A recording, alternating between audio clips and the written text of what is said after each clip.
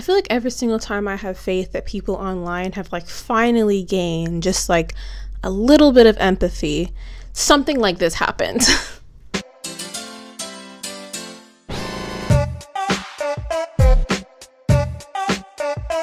Hey guys, welcome back to my channel, and if you're new here, hi, my name is Zhariya Smith and I typically make commentary videos just like this one, and today's candle is, what is it?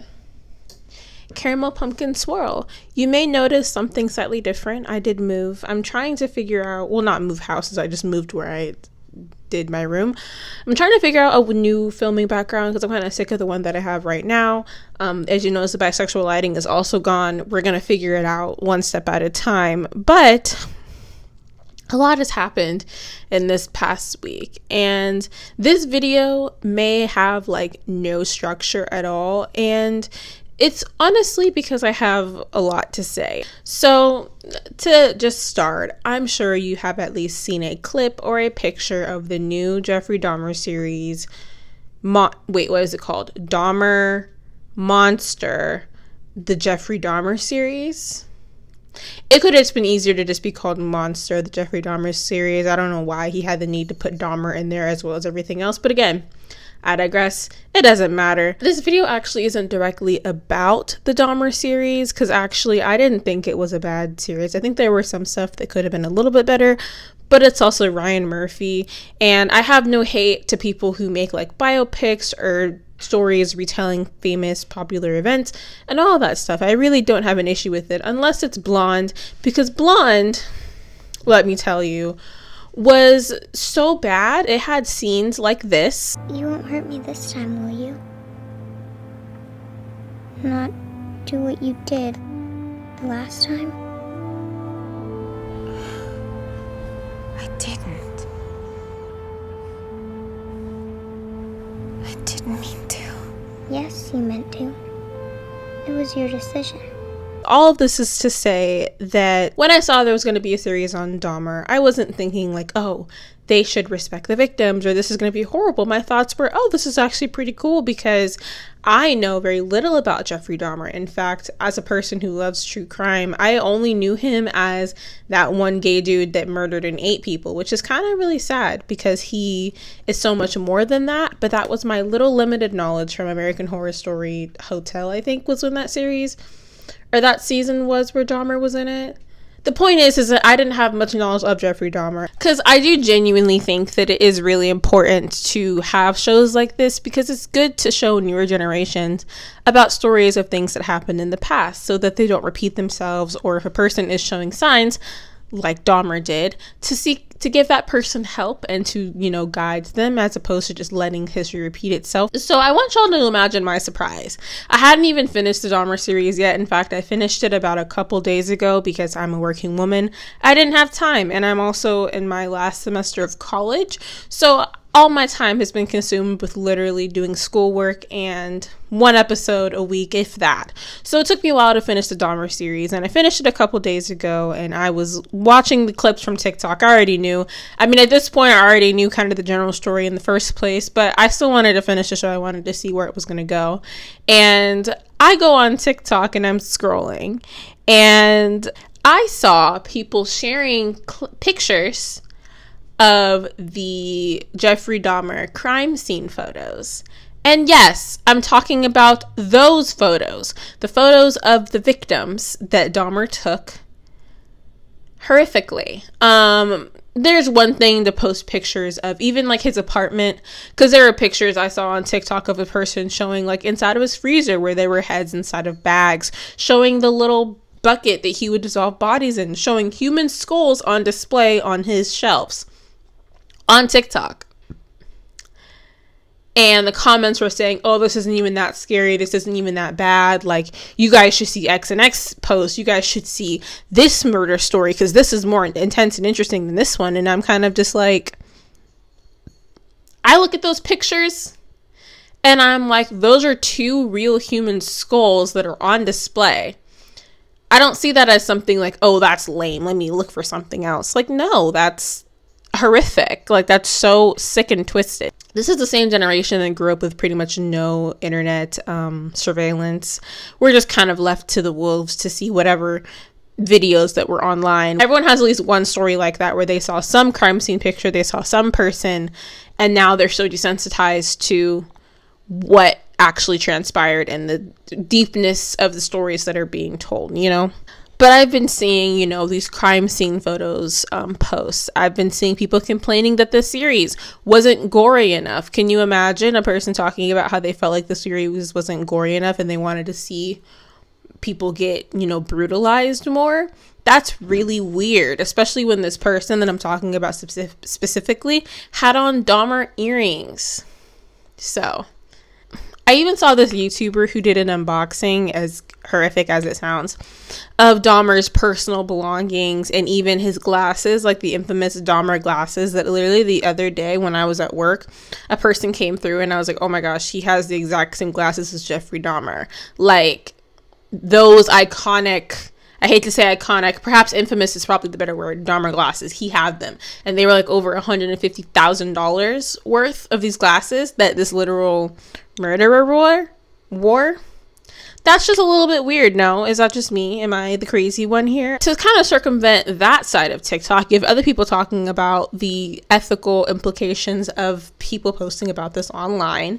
There's also people talking about the implications of how this white man was able to, you know, murder 17 mostly black and brown people. He had 2 victims that weren't, you know, people of color, but still, when you're MO, your victims are typically, you know, black and brown people. As a white man, you kind of have to sit back and look at it like that's kind of suspicious. That's weird. And people talking about that, people talking about how this trend of people, you know, talking about Dahmer and sexualizing him, doing edits, like how bad that is. And that's great. I love that content. I think it's important to highlight, like, for instance, things that the series got wrong. Like, for instance, his neighbor, that actually wasn't his neighbor. She didn't even live in the same building as him. So I don't really even know why they chose her to be highlighted, because the person who called the police was her daughter, not her. But again, that's a little tidbit side fact that I didn't even know until I was looking more into the case after watching the series. But seeing people talk about, you know, the bad things about this series, the bad things about talking about Dahmer, getting drowned out by people doing this trend called doing a Dahmer, which is a thing that people said that he did when he would act like a person who was like mentally disturbed. Really horrible characteristic of it, that he would do in school for his classmates to like laugh at. But you know, today in 2022, people are doing a Dahmer, as in dancing like Evan Peters did in one of the scenes where he was like drunk and just like dancing. And also thirst edits of Evan Peters as well. And specifically, I saw this one edit where it was like about how, oh, Dahmer wanted to die. Like he didn't want to stay in jail. Like he wanted to end his life. Of course he did, because he, you know, was like, I've seen people having so much sympathy for him, saying like, oh, they feel so bad for Dahmer, as though Dahmer didn't literally do one of the worst acts. Like horrific serial killer. Like this is not something we should be idolizing, not somebody we should be looking up to. Like we learned about the story to educate ourselves, not to make thirst edits of actors playing those people. And specifically, I saw this one edit where like there's this Lana Del Rey song that was never fully released. It was like an unreleased, like leaked song, and in it she says the line like, "Come on, I know you like little girls." And this person did an edit of Evan Peters' character and one of the victims, Konarak, of him talking to him like, oh, like, how old are you? And he's like, I'm 14. And it's like, you know, dramatic music, I know you like little girls. And then like it had an asterisk like boys.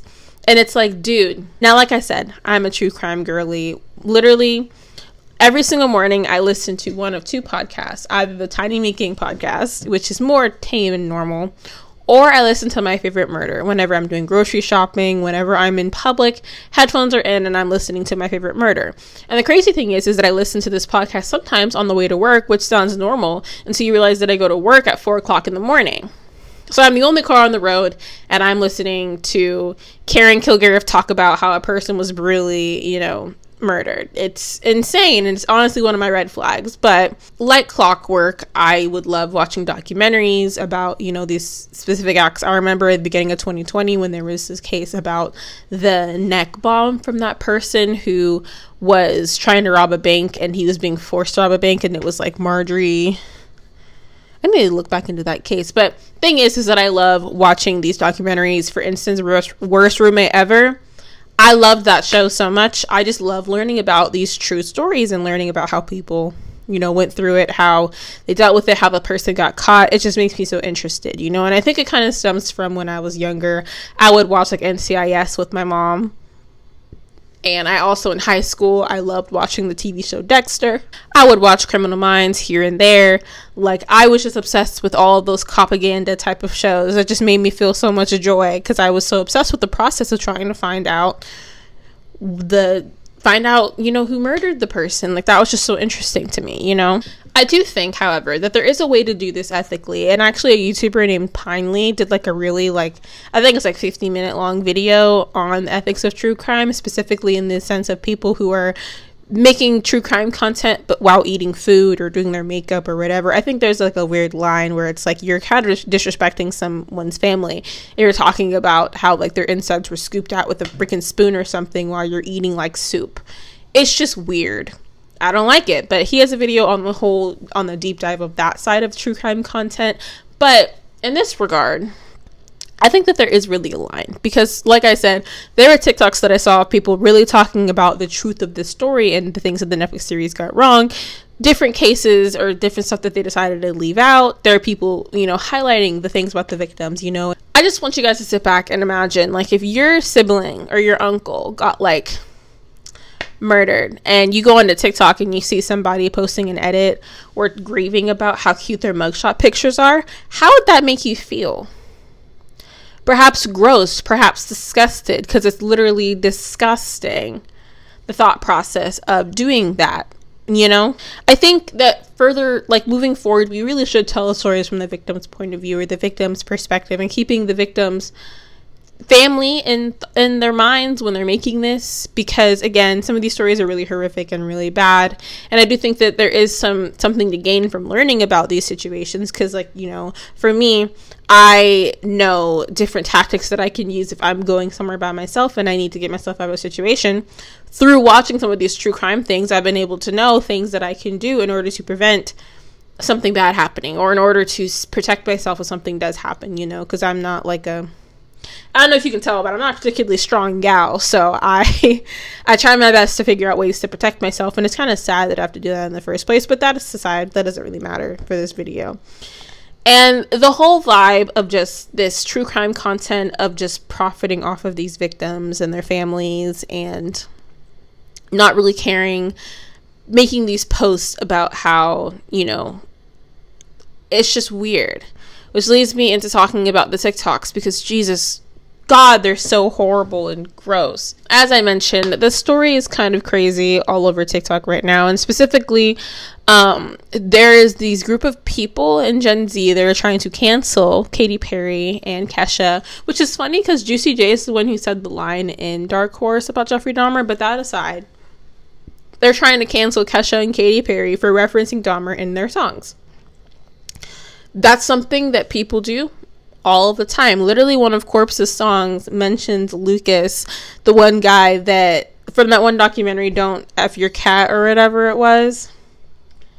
He mentions that person who's like a murderer, you know, and like I don't say it's a right thing, but I don't think that canceling somebody for a song that's almost 10 years old isn't really going to do anything at all. And to those people, I say, try logging out and touching some grass. And I don't mean that in like a touch some grass type of way. I think like literally I want to know what your screen time is, because it needs to be 1 hour, not whatever it is, because that's like the type of stuff that you see from somebody who is only online and doesn't do anything else. And I just find it really particularly gross and upsetting seeing the different sides of TikTok about Dahmer, because obviously there's a side of TikTok that's very educational, and then there's the other side of people making all those thirst edits. You know, the amount of times that I've heard like the to this day audio where people are talking about like, I'm so pissed that Tony went back to get his keys, you know, and like all this stuff. It's like, this is not productive. This is just to get views and likes. You don't particularly care about the case or the victims in any way, shape, or form, because in this world, our value is placed on how many views or clicks we can get on whatever post that we're making, which is really gross and very dystopian in a way. But I think it's really weird that there are people that are really upset about like the thing that upsets me the most is like how people are so detached and desensitized to this crime scene and to these things. Because, like, for instance, I want you to understand that there are people online that are literally showing pictures, crime scene photos, that the pictures that were used in court evidence of the horrific things he did to people's bodies are just online. And there are people telling you to either click on this website to go and look at the pictures, or they're posting it on their pages, and then the pages are getting deleted because obviously that's against every community guideline to ever exist. And it's gross and disgusting. And I think if you were to look retrospectively and kind of take a step back, I don't know if you know this, but I'm Black. Who would have thought? And I see this as a case of this white person taking opportunity to murder Black men, not in like a racist sense, but it's weird that Black men are so weirdly sexualized, and Dahmer killed these people because he found them attractive. He found them physically attractive. And we don't find it like any sort of weird how like he is brutalizing these Black men. For instance, the Ted Bundy movie with Zac Efron that came out.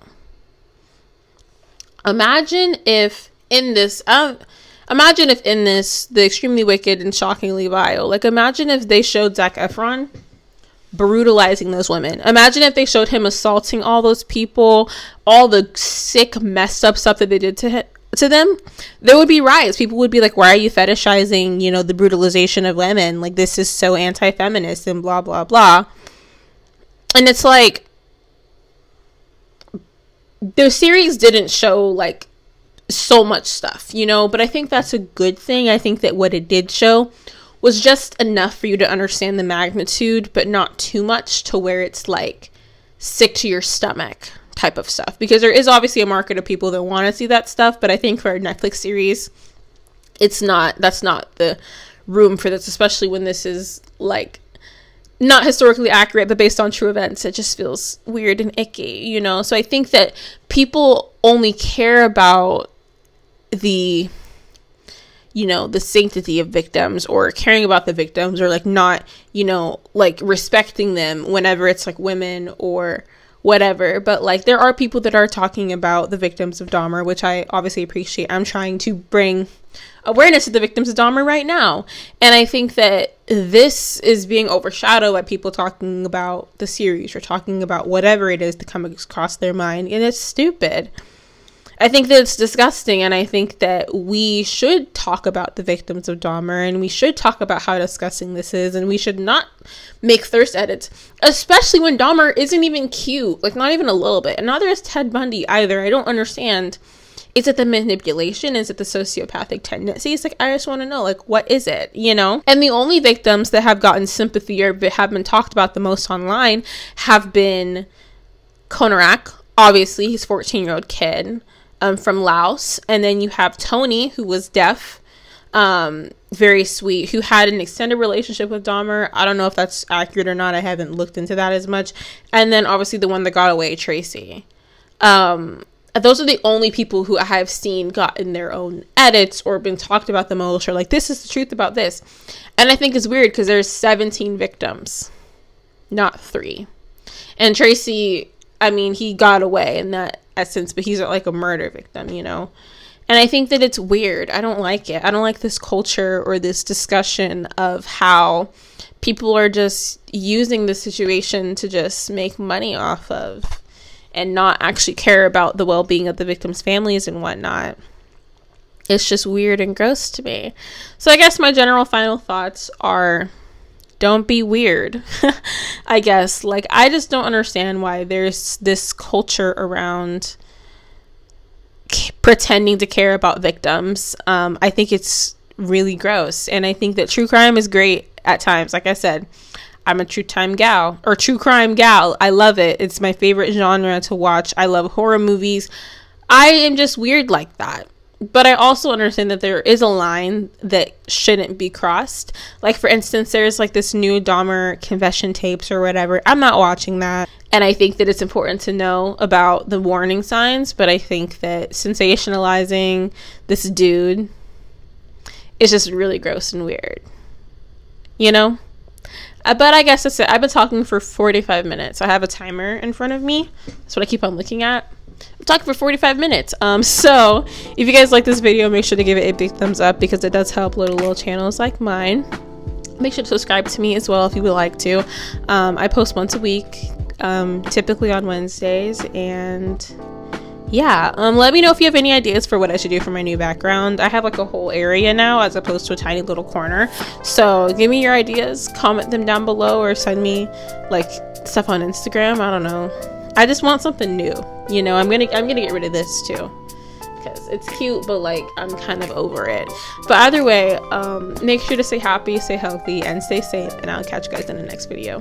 Bye, guys.